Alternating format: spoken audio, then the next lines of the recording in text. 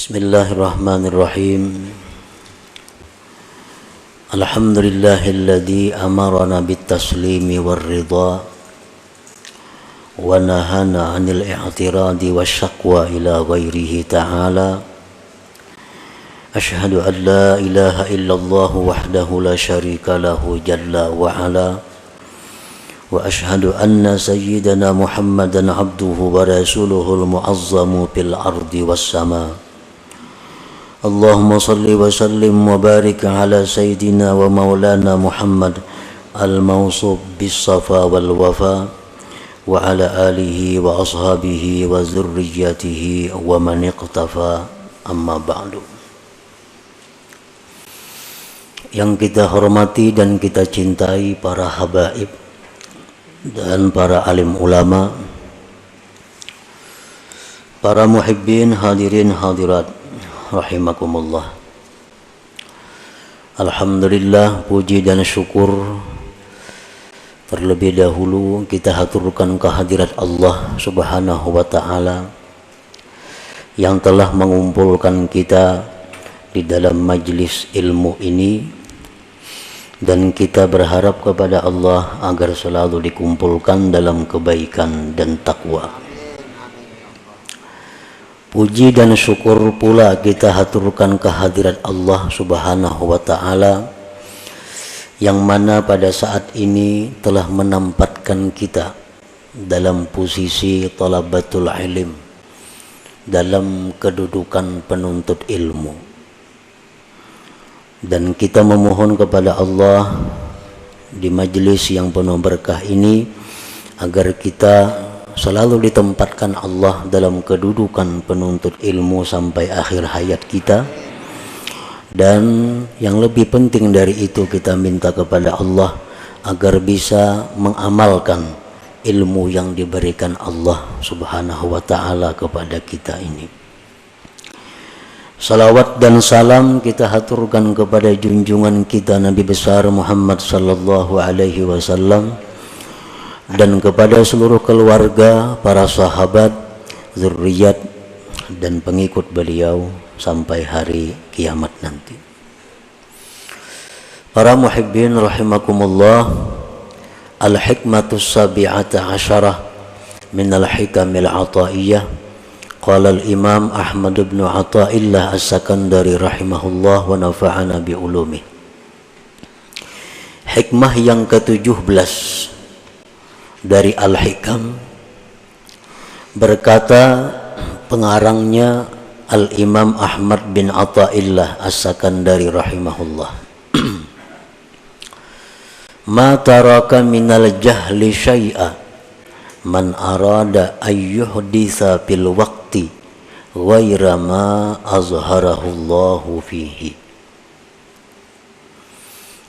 Yang artinya, tidaklah meninggalkan daripada kejahilan sedikit jua pun oleh orang yang menghendaki bahwa menciptakan pada waktu selain yang Allah nampakkan dia pada waktu itu. Itu artinya hikmah yang ke-17 ini.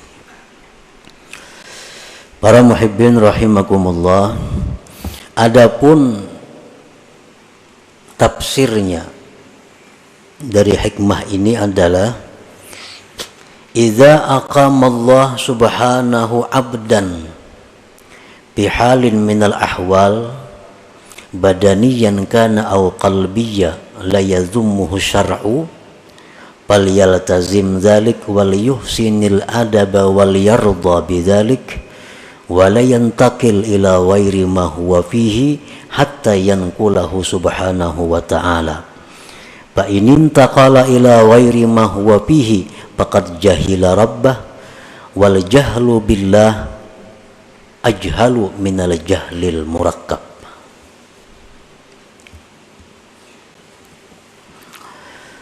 Apabila Allah Subhanahu wa ta'ala menempatkan seorang hambanya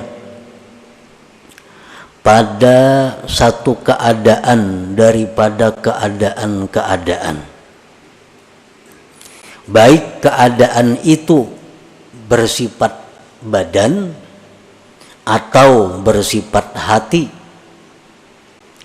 yang mana keadaan itu tidak dicela oleh syara, tidak dicela oleh agama, maka hendaklah dia melazimi keadaan itu dan baiklah adab kepada Allah, dan hendaklah ridha kepada Allah dengan demikian tadi, dan tidak berpindah kepada selain sesuatu yang adalah dia pada sesuatu itu, sehingga Allah yang memindahkannya. Apabila dia berpindah kepada selain sesuatu yang adalah dia pada sesuatu itu, maka berarti dia jahil dengan Tuhannya. Jahil dengan Allah itu lebih jahil daripada jahil murakkab. Nah, itu salah satu di antara sekian banyak tafsir uraian daripada hikmah yang ke-17 ini. Seorang hamba, ini hikmah yang ke-17 adalah merupakan adab. Adab seorang hamba Allah kepada Allah. Tata kerama bagaimana seorang hamba yang baik itu dengan Allah.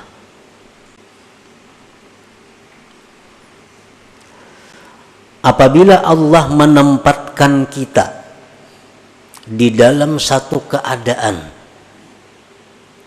baik yang bersifat keadaan itu di badan kita atau hati kita, yang keadaan tadi jelas sudah tidak dicela oleh agama,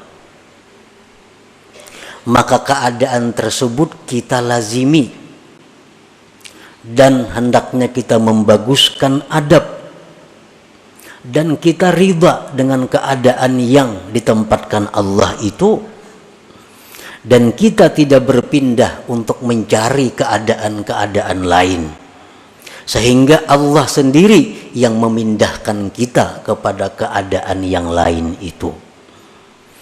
Apabila kita berpindah sendiri tanpa ada petunjuk dari Allah, maka berarti kita jahil dengan Allah.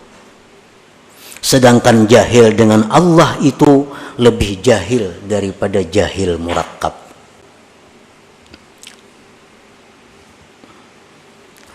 Jahil itu ada yang disebut jahil basit. Jahil basit ini artinya orang yang tidak tahu sesuatu dan dia tahu dirinya tidak tahu sesuatu itu. Contohnya, ujar orang, ikam tahulah nangaran sepeda motor itu. Tahulah ikam nangaran sepeda motor. Ujarnya kada tahu. Ujarnya kada tahu. Ini ngarannya jahil basir.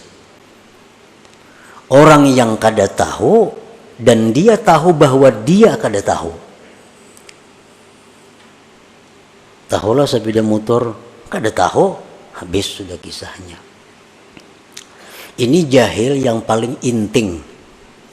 Dan kadang-kadang jahil seperti ini dalam beberapa hal terpuji. Jahil yang kedua adalah jahil murakkab. Orang ini tidak tahu dan dia tidak tahu dirinya tidak tahu. Ini berat jahilnya. Kada tahu lawan sesuatu dan inya kada tahu bahwa dirinya itu kada tahu. Ujar orang, ikam tahulah sepeda motor. Tahu ay. Mananya? Tuh, menunjuk ke kambing. Menunjuk ke kambing. Berarti orang ini jahilnya double. Lawan kambing kada tahu, lawan sepeda motor kada tahu, lawan dirinya jahil kada tahu. Nah, ini ngarannya jahil murakkab. Yang lebih jahil dari jahil murakkab ini ada lagi. Orang yang jahil dengan Allah. Orang yang tidak tahu bahwa Allah yang menciptakan dia. Orang yang tidak tahu bahwa Allah yang mengatur seluruh yang ada ini. Orang yang tidak tahu bahwa Allah yang menghendaki segala yang telah terjadi dan akan terjadi. Dia tidak tahu bahwa Allah yang memberi rezeki kepada dia. Dia tidak tahu bahwa Allah yang menghidupkan dia. Dia tidak tahu bahwa Allah yang mematikan dia. Nah, jahil terhadap Allah ini lebih jahil daripada jahil murakkab tadi.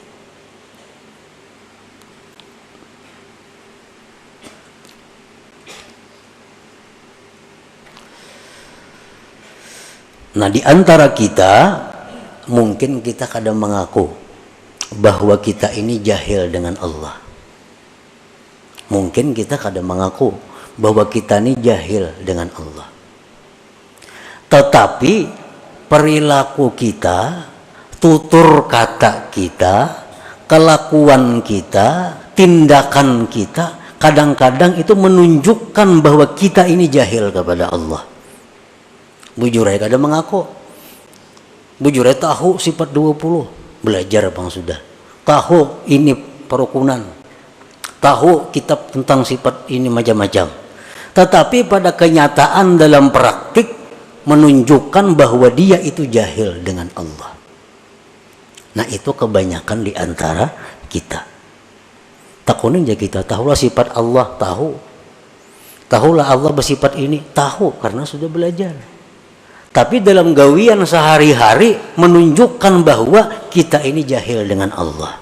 Buktinya ada dendam dalam hati kita. Buktinya kita seringkali menyalahkan asbab dalam segala sesuatu.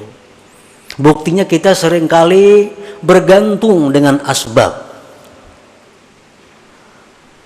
Buktinya seringkali kita gembira dengan asbab. Kita sedih dengan asbab. Nah, itu praktik-praktik menunjukkan kita jahil dengan Tuhan. Jahil dengan Tuhan itu paling dahsyat kejahilan. Lebih jahil daripada jahil murakkab tadi. Nah, para muhibbin rahimakumullah.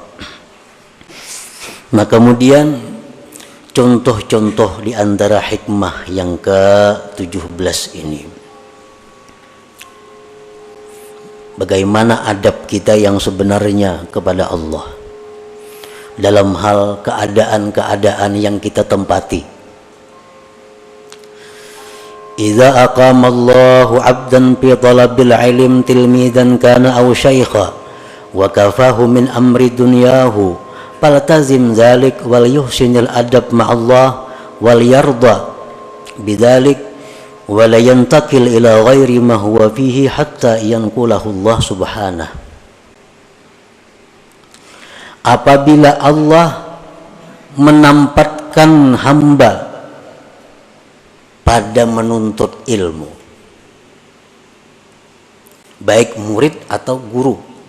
Guru dan murid itu sama-sama masuk dalam penuntut ilmu. Misalnya kita berwakaf ini untuk penuntut ilmu, murid masuk di situ, guru masuk. Nah, Allah Subhanahu wa taala bila menempatkan kita dalam menuntut ilmu, gawian kita nih belajar aja. Ada yang saya punya gawiannya mengajar aja.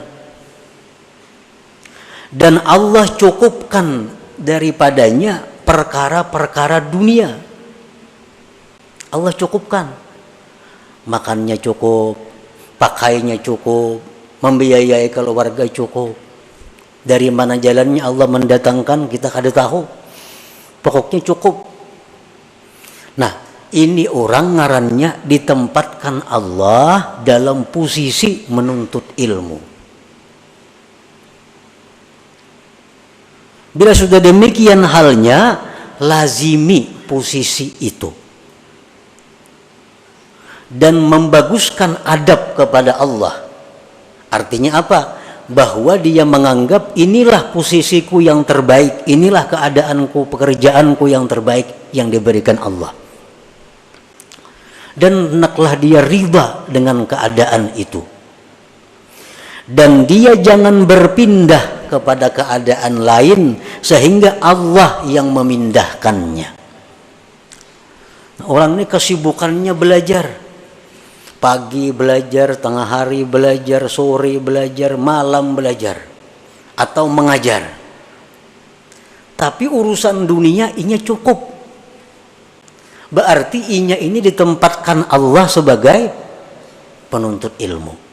Jangan tinggalkan posisi itu kecuali Allah yang memindahkan. Jangan nak berampih nuntut ilmu, nak berpindah nuntut ilmu nak berusaha. Nah, itu berpindah ngarannya.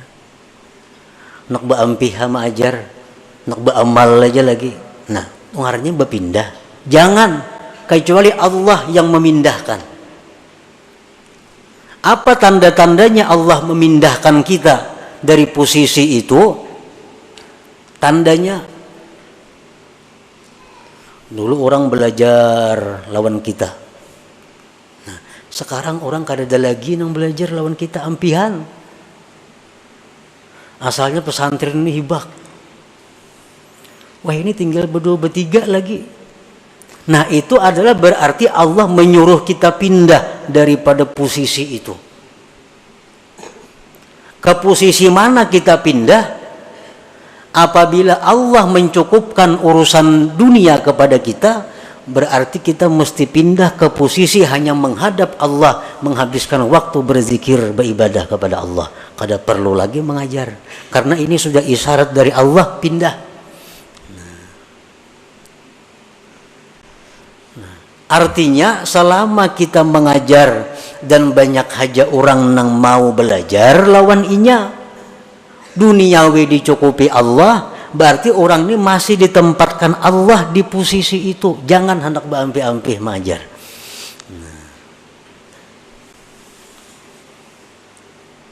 Orang hendak belajar lawan inya masih banyak, urusan dunia dicukupi Allah aja, berarti Allah masih merestui kita di posisi itu. Jangan pindah. Jangan hendak dalam kamar aja bak urang bakhalwat, jangan. Karena Allah masih menghendaki kita di posisi itu. Nah, kalau kita berpindah karena banyaknya menghadapi tantangan, banyaknya menghadapi rintangan, mah aku sudah ampih sama ajar muyak enggak ini acaranya. Bubar belajaran, aku nak istirahat, masuk kamar. Nah, ini orang ngarannya kada beradab dengan Allah. Karena pindah posisi tanpa dipindahkan oleh Allah Subhanahu wa ta'ala. Nah, inilah salah satu contoh adab seseorang kepada yang dipilihkan oleh Allah. Contoh lain lagi. Wa idza aqama Allahu 'abdan fi tijaratin aw sun'atin ma'as salamah fi dinihi wal muhafazah ala awradihi wal kifayah ala mu'nati man talzamuhu mu'natuhu falyaltazim dzalik wal yuhsinil adab ma'allah wal yarda bidzalik wa la yantakil ila ghairi ma huwa fihi hatta yanqulahu Allah subhanahu. Apabila Allah menempatkan seseorang hamba dalam perdagangan atau pekerjaan lain, kita ditempatkan Allah jadi pedagang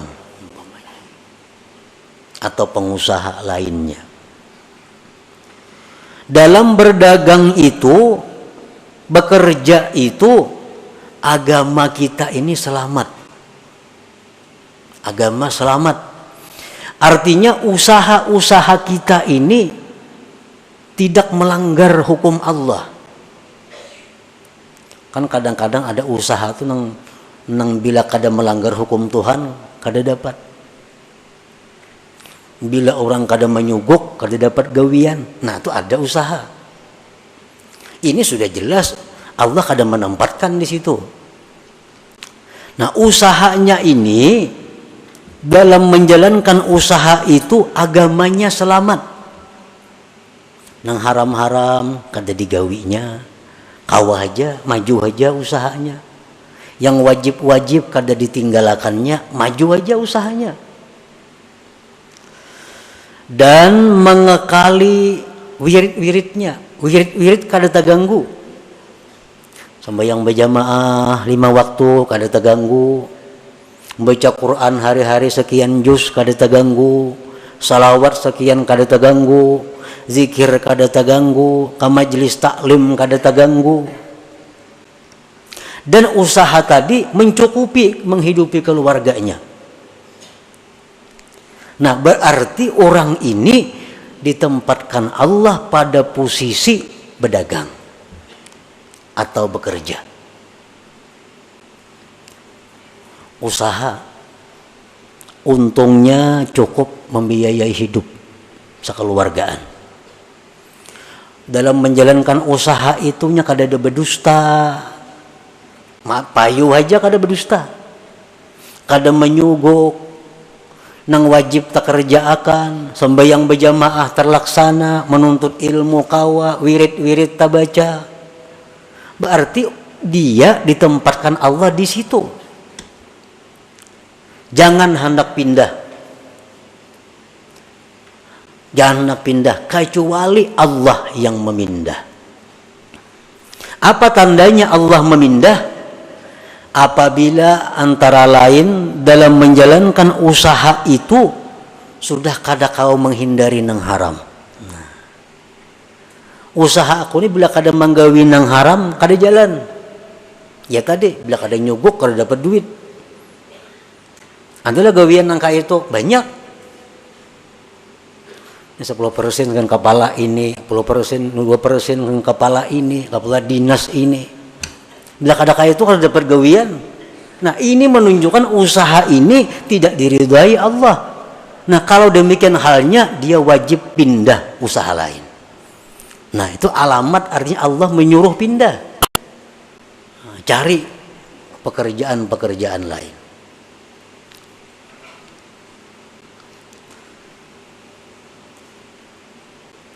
Nah, apabila seseorang itu usahanya bagus, agamanya selamat, wirid-wiridnya terlaksana, untungnya cukup menghidupi keluarga, dia tetaplah pada posisi itu.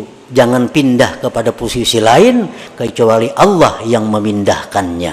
Tandanya Allah memindahkan sudah kesulitan dalam menjalankan usaha untuk menghindari yang haram atau melaksanakan kewajiban. Nah, berusaha ini mengaji kada tak kaji lagi. Wirid banyak kada terbacai lagi. Hendak kada ka itu kada dapat duit. Nah, berarti usaha ini sudah disuruh Tuhan tinggalkan, cari usaha lain. Cari usaha lain.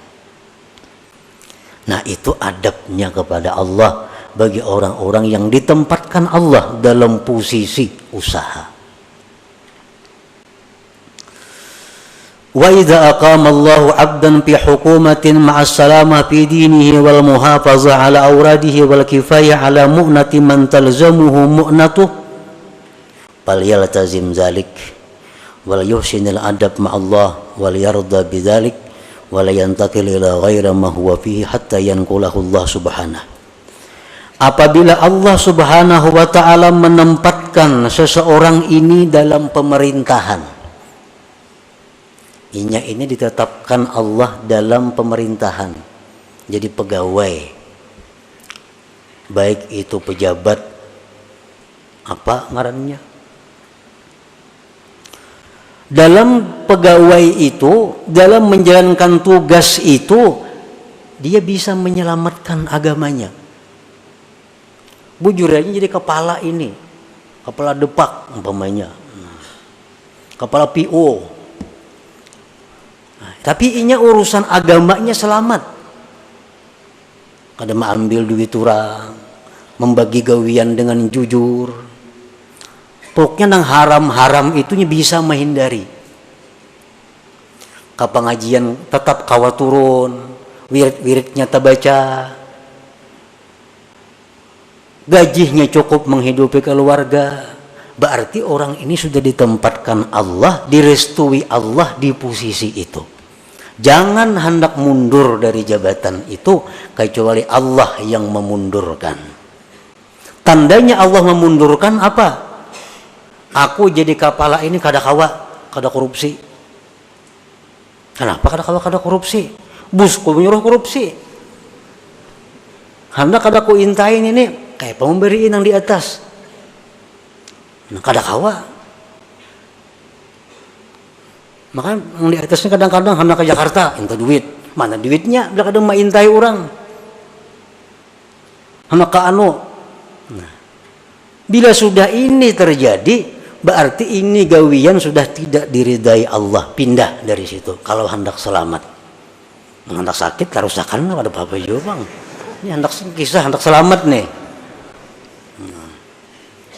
Pindah dari posisi itu.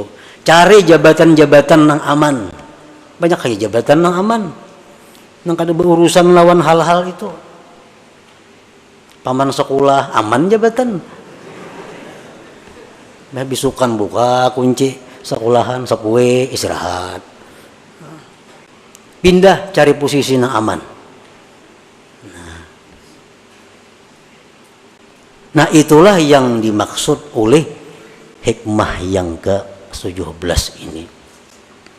Nah sekarang kita ukur gawian kita, pekerjaan kita yang ada nih. Apakah direstui Allah atau kada? Apakah disuruh Allah pindah atau kada dari pekerjaan sekarang? Ukurannya apakah agama kita selamat dalam pekerjaan ini? Apakah kita bisa menjaga wirid-wirid kita? Bila bisa, berarti pekerjaan ini diridai Allah. Dan Allah menempatkan kita pada posisi itu. Jangan berpindah-pindah dari situ. Kecuali karena Allah yang memindahkan kita.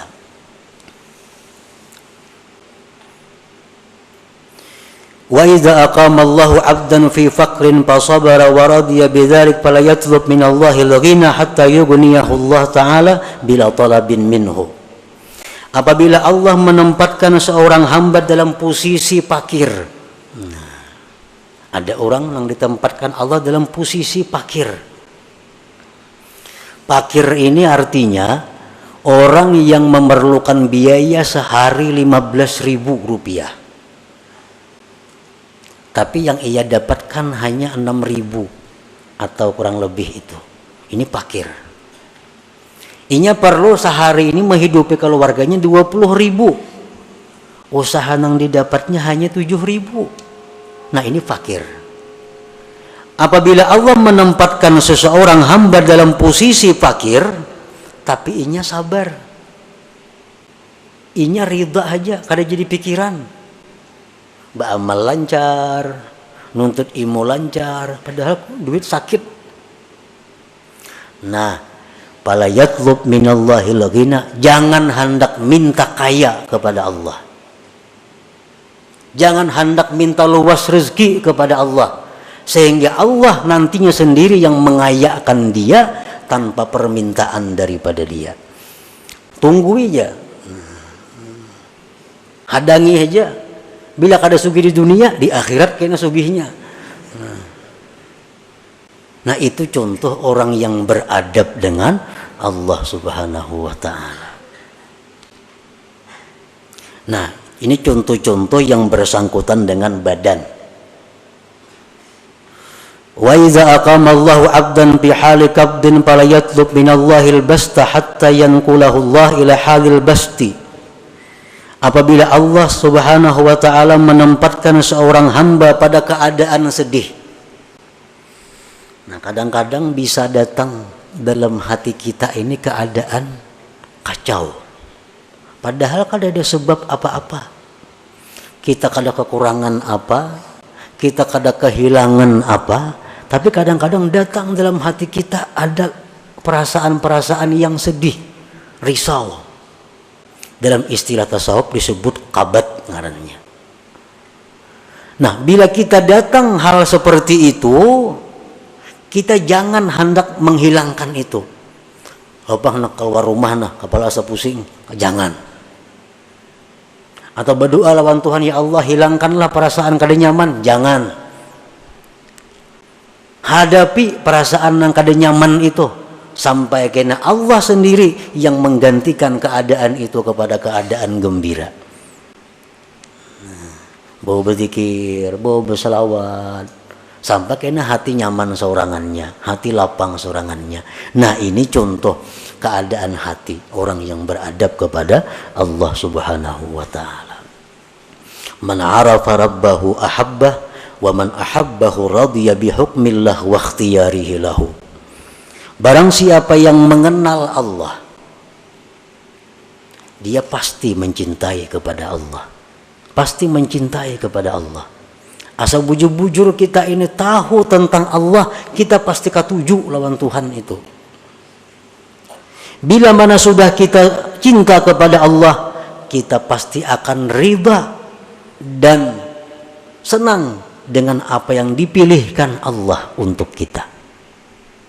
Kita pasti akan senang dengan apa yang diberikan Allah kepada kita. Nah itulah para muhibbin rahimakumullah, sedikit tentang pembahasan hikmah yang ke-17 ini. Mudah-mudahan kita diberi Allah hidayah, taufik untuk bisa mengamalkan ilmu-ilmu yang diberikan Allah Subhanahu wa ta'ala kepada kita ini.